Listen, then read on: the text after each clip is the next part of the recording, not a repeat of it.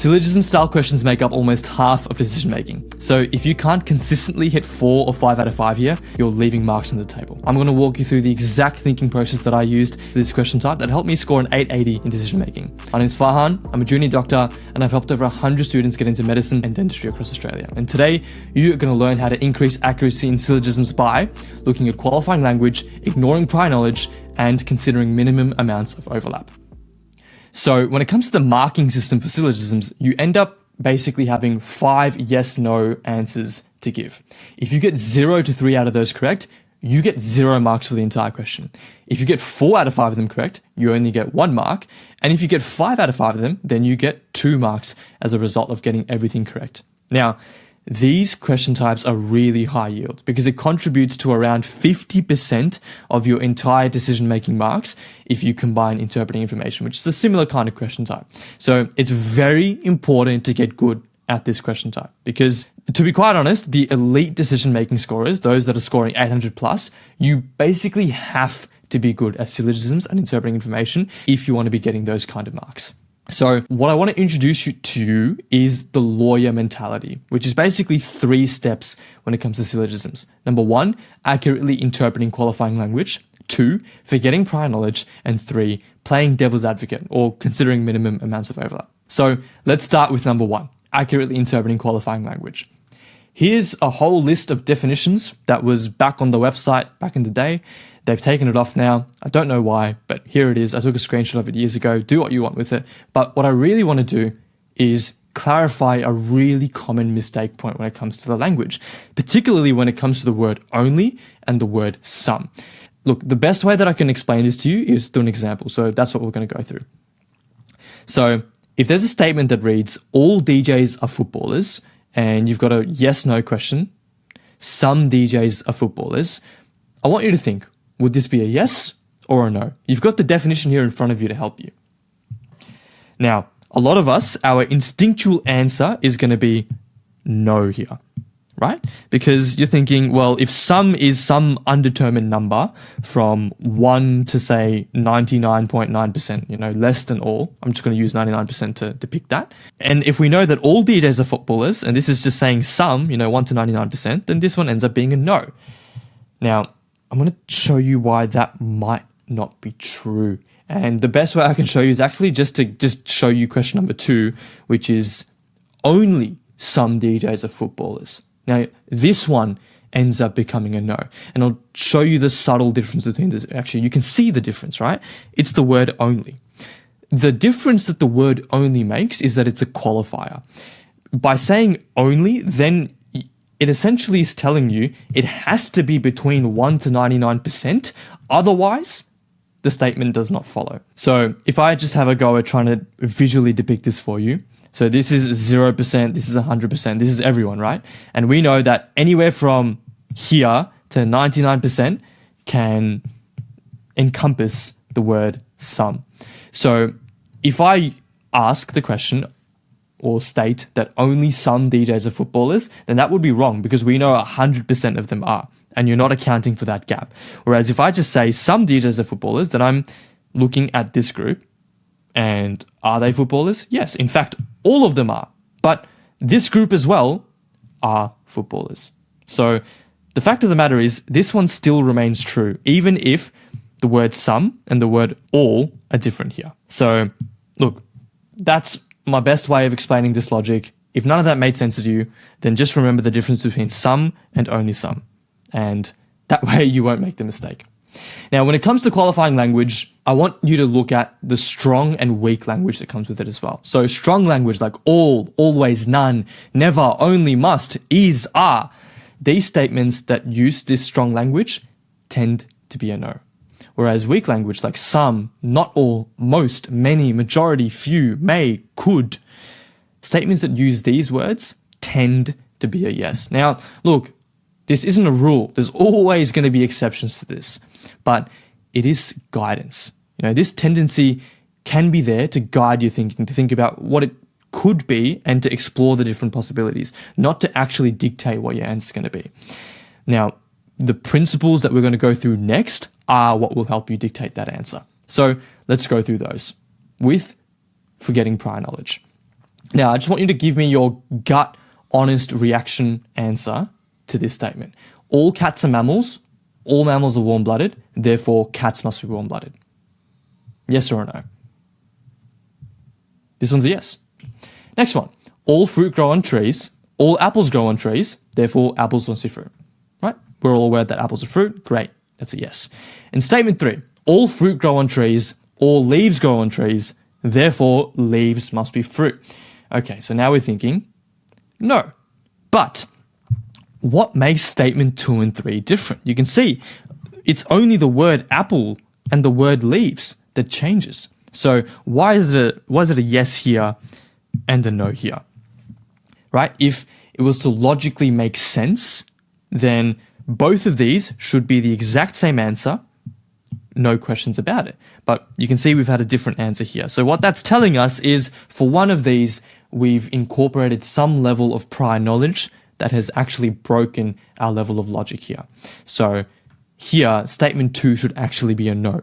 By using our prior knowledge of apples being fruits, we've actually made a biased decision and made that one a yes accidentally. So, forget prior knowledge. Do not let your prior knowledge affect your understanding. Pretend like you know nothing except for what is explicitly stated in front of you. That is the way you don't make mistakes when it comes to this. So, how do you approach these questions? That brings us to step number 3, which is playing devil's advocate or considering minimum overlap. Here's the principles. Only draw the connections explicitly stated in the stem. Do not assume overlap just because 2 categories share a broader characteristic. So, for example, let's just say we've got devices, right? You know that both laptops and phones are devices, but unless the stem is telling you that they are connected under the broader umbrella term of devices, then you actually can't assume any sort of connection between these 2 things. Now, don't assume separation just because no overlap is stated either. So, you and I both know I can't use this microphone to drink water. It's not a drink bottle. But if there's drink bottles and if there's microphones, then you can't assume them to be 2 different things that don't have some sort of overlapping connection just because of what you know. So again, forgetting prior knowledge. So you can only conclude what you're explicitly told, nothing more and nothing less. A lot of students understand you can't assume anything more, but you also can't assume anything less. And that's the thing that I really want to drive home. And we've got some examples to go through that, right? So, for example, if we go back to what we just did with the apples and leaves, and if you want to draw that out as a Venn diagram, here's what it looks like. So, all fruit grow on trees, all apples grow on trees, therefore apples must be fruit. So we can see things that grow on trees. We can see that we put the fruit category entirely inside that circle, because we know all fruit grow on trees. If it was some, then you would put fruit, say, out somewhere out here. We know that all apples grow on trees, so similarly, inside this circle. But we don't know where the apples category could be. It could be here, it could be here, it could be here. So making the conclusion that apples must be fruit, we just can't say. Similarly, when it comes to leaves, it's actually the exact same Venn diagram. And that's the reason we can't reasonably conclude that leaves must be fruit. Now, you might see here that the Venn diagrams here are actually quite helpful because they help us see what's going on. That's one of my tips as well. For syllogisms, if you can draw out a Venn diagram, then it is really helpful. But keep in mind that you're going to have circles that you just don't know where they could be. They're flexible. So if you drew this Venn diagram, for example, without this question mark, and then I asked you, apples cannot be fruit, then you might say, yes. But really and truly, this example where apples are inside could also exist. And so you might have made a mistake there. So when it comes to Venn diagrams, draw them out. They absolutely do help, but just keep in mind, they're flexible. And some things that you draw out aren't necessarily concrete. Now, let's answer this one, right? All fruit grow on trees, all leaves grow on trees, therefore leaves are not fruit. So here, we've got some different possibilities. Things that grow on trees, and where the fruit are, and then where the leaves are. Here's the possibilities, right? So first of all, there's no overlap between fruit and leaves. They're entirely separate. Or maybe there is some sort of an overlap between fruit and leaves. Or maybe leaves are entirely inside fruit. The fact of the matter is, we do not know. All of these possibilities can exist. There is nothing in the stem that tells us it can't exist. That's why we need to entertain all three of these different possibilities. So for that reason, we can't say leaves are not fruit, because number 2 and number 3 here, there is some possibility of it existing. So look, that's the lawyer mentality in a nutshell. And if you're finding this helpful, and if you want all of my frameworks in one place, then just click the first link in the description below. Now, let's go through some worked examples. Starting off with this one. Feel free to pause the video now, and then we're going to go through all the statements together. So let's run through this one together. I think for this one, I want to draw a Venn diagram. So we've got terriers and spaniels are 2 different types of dog. So we've got terriers, spaniels, and dog. We know that all corgis are terriers, so we've got corgis in there, and all dogs are mammals. So this is quite a nice Venn diagram, and I know that it's actually concrete. The way this particular question is worded, there's no flexibility, right? That actually helps us out. It means it's a simpler question. Nevertheless, let's go through these questions, right? So no dogs are terriers. Well, we can see terriers within the dog, so that's a no. All corgis are mammals, so we've got the corgi circle in here. We can see that it's inside the mammals, so that's yes. No corgis are spaniels, so we don't see a connection between corgis and spaniels, so this one's a true one, yes. Some mammals are terriers. Well, we can see that the terriers are in the mammals box, so yes. And all terriers are corgis. So we can see that if I just circle this bit right here, or the bit that I'm coloring in, attempting to right now, these are terriers that aren't corgis. Now that's a common mistake people make if you put a yes here, because by assuming all corgis are terriers, the bias or the assumption is to say that terriers are corgis. But just because all A are B does not mean that all B are A, just as the diagram here depicts. So our answers here are no, yes, yes, yes, no. Cool. Let's move on to our next question. So feel free to pause the video here and have a go. All right, so let's run through this question together now. Now, this is one of those questions where I don't actually think you can draw a nice Venn diagram. And if you try to, you're probably just wasting your time. There are going to be some questions that lend well to it, some questions that don't. It's all about flexibility. So let's run through it. I'm going to run you through what I'm thinking in my own head as I read the premises. So all students from Riverside Academy received a grade A in mathematics. So no Bs, no Cs, no anything else. It's only a grade A in maths. No student in Riverside received a grade B in English. So not grade B, but that could mean they scored a C or an A or D, E, F, whatever. Just not a B. Okay? Westfield College admits students only if the student has a grade A in English. So if they've got a B, C, whatever, then they don't get into Westfield College in English. So again, everything that I've just said might sound really obvious to you, but the reason I think about these things is I'm almost trying to predict what kind of questions are going to come up and just trying to entertain those different possibilities. So let's go through these statements now, step by step. James studied at Riverside Academy before moving to Westfield College. So he must have received a grade A in both maths and English. So remember when I said there's no grade B in English, that could be a C or an A?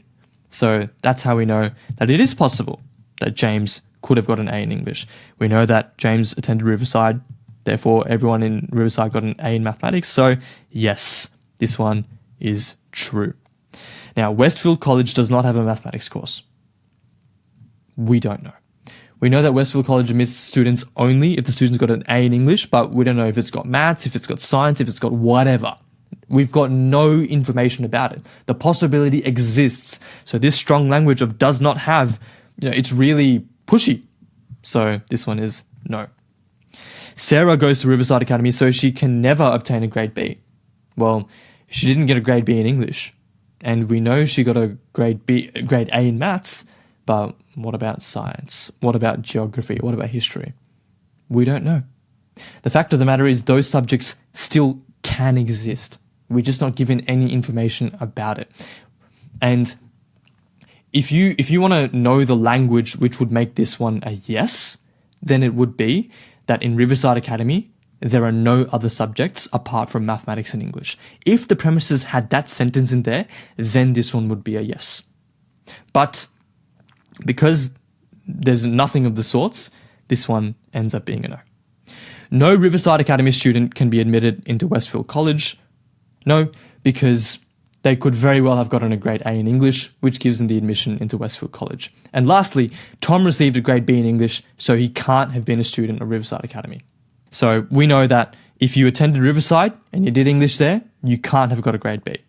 So if you've got a grade B in English, you can't have gone to Riverside Academy. So this one ends up being a yes. So yes, no, no, no, yes. All right, so let's move on to our next question. Feel free to pause the video here and have a go. All right, so let's go through this question together now. So, not all people present at the music conference were guitarists. So we've got our music conference and we've got guitarists. Music conference and guitarists. Now, I'm purposefully not putting the guitarist circle inside the music conference because, well, I don't know if all guitarists went. So, but we know that there were some guitarists, just by virtue of what it said. So that's why I've drawn it like that. All the guitarists at the music conference were performers. So, now this one's a tough one to actually draw out, but we'll just do this for now, and then maybe something like this. So these are your performers. We know that if you are a guitarist in the music conference, you are a performer, but anything outside of that, we just really don't know. And where are we? Sorry. Some performers at the music conference were composers. So some of these performers at the music conference here were composers. So if we just go composers, actually, that's making an assumption that they all go to the music conference. So if we draw it out like so, then we've got the composers here. Right. Now, there's no overlap between composers and guitarists, but the fact of the matter is there could be. I just have no idea. They haven't said yes or no when it comes to confirming that particular overlap. So at the back of my mind, I know that this could potentially reach out into here if it needed to. At the back of my mind, I'm also considering that this also might not exist. So this is one of those cases where you can't make a perfect Venn diagram, no matter how hard you try. But I still think it does help, just as long as you know what the conditions are. So let's go through this step by step now. Some composers at the music conference were guitarists. Now this one, we don't know. This could exist, but it also could not. So therefore, we're going to put that as a no. All performers at the music conference were either guitarists or composers. Well, what about the person here? We've got no idea. So this one's a no. At least one person at the music conference is both a performer and a composer.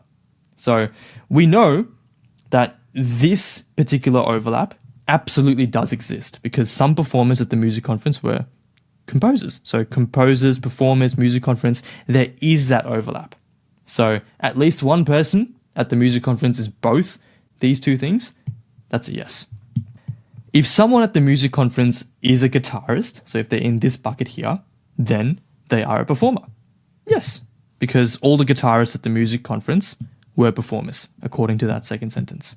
And lastly, some people at the music conference were neither guitarists nor performers.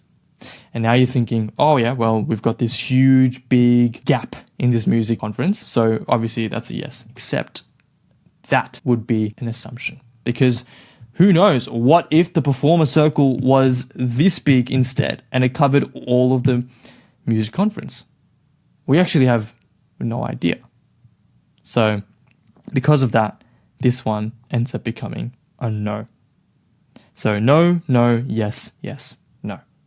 So this is one of those examples that I really want you to take home because it just shows you the concept of flexible Venn diagrams, how you need to think about every single possibility that could exist in order to answer the questions.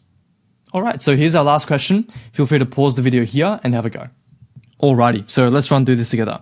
In this garden, not all flowering plants are exotic species. So with the word not all, it kind of implies that some are. So I'll just draw this for simplicity's sake. Now, flowering plants could be all the way out here. Exotic species could be all the way out here. But for simplicity's sake, I'm just going to draw it like this. Just keep it at the back of your mind, right? However, all flowering plants in this garden bloom in spring, except jasmine and wisteria. So, I don't know. What I'm going to do is actually just have like a little outpouching here for jasmine and wisteria, and then write FPS for spring. Cool. So now let's go and answer these questions. Some of the exotic species in this garden bloom in spring. Now this one is a really hard one, because from what you can see in front of you, you might think yes. But the thing is, what if there's a case where if this overlap right here is consisting of purely jasmine and wisteria? In a case like that, then, and we know that these don't bloom in spring, then this one actually ends up being a no. So once again, just entertaining every single possibility that could exist. So that's a no. If a rose is a flowering plant in this garden, then it blooms in spring. Yes, because we know they all bloom in spring except for these jasmine and wisteria. So that's a yes. Not all exotic species in this garden that bloom in spring are flowering plants. So we're not given enough information basically to know anything about exotic species outside of the flowering plants. So the possibility could exist. It also could not exist. We just don't know enough. So this one ends up being a no. If a spring blooming flowering plant in this garden is an exotic species, it is neither jasmine nor wisteria. The condition here is spring blooming. If it's spring blooming, then by definition, it can't be jasmine nor wisteria. So this one's a yes. And lastly, jasmine and wisteria are exotic species that either bloom before spring or after spring. So the trap here is you're thinking, well, we know it's not in spring, so it has to be before or after, right? But you're making the assumption that they have to be exotic species. Because what if they sit outside of that overlap? So this one ends up becoming a no.